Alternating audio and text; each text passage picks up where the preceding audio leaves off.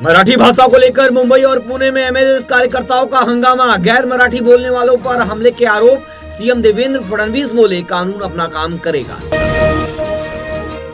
तोता भूल जाएंगे आप। इंटरनेट पर तहलका मचा रहा है पालघर का एक कौवा जो इंसानों की तरह बोल रहा है। वायरल वीडियो में ये पापा और अन्य शब्द दोहराता दिख रहा है जिससे लोग हैरान हैं। पापा, पापा, पापा, पापा हाजी मलंग यात्रा होगी आसान। 2 घंटे की कठिन चढ़ाई अब इतिहास बनने वाली है। हाजी मलंग किले की फैनिकुलर ट्रेन जल्द शुरू होने को तैयार। बस अंतिम निरीक्षण का इंतजार।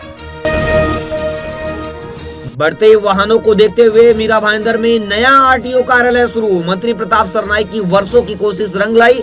MH-58 बना नया वाहन को।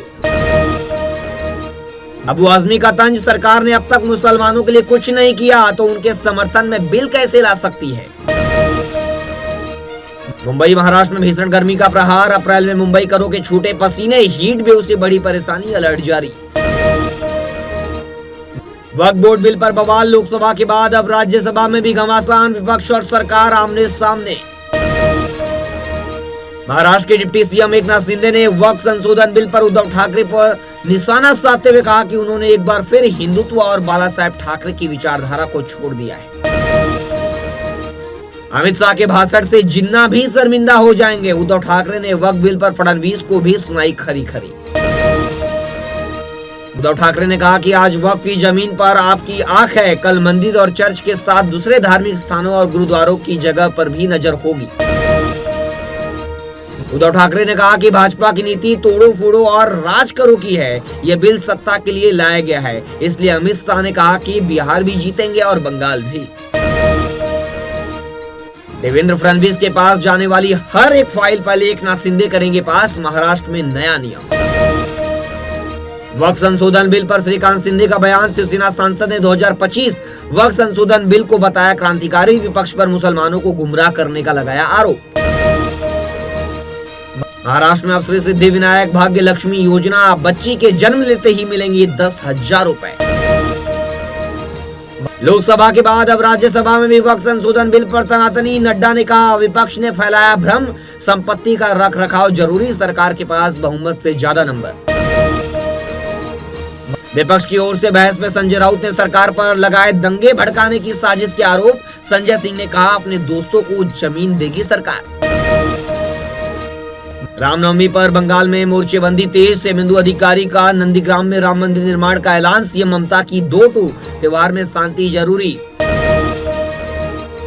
कांग्रेस नेता राहुल गांधी बोले चीन ने हमारी 4000 वर्ग किलोमीटर जमीन कब्जाई। विदेश सचिव गलवान के जवानों की शहादत पर केक काट रहे हैं।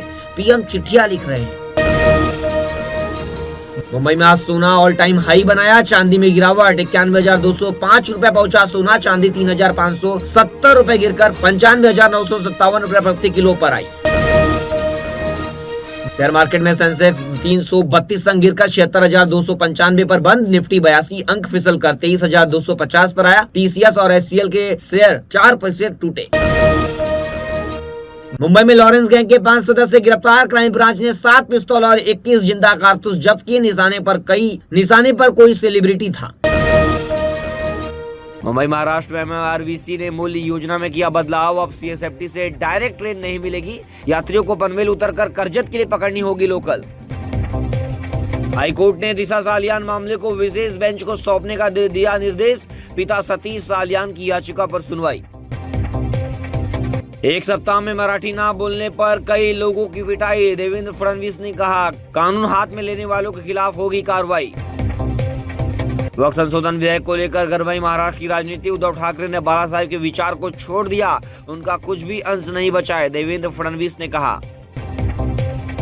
वहीं वक्फ बोर्ड को लेकर उद्धव ठाकरे पर भड़के एकनाथ शिंदे का ऑटो के खातिर कुछ लोगों ने किया विरोध।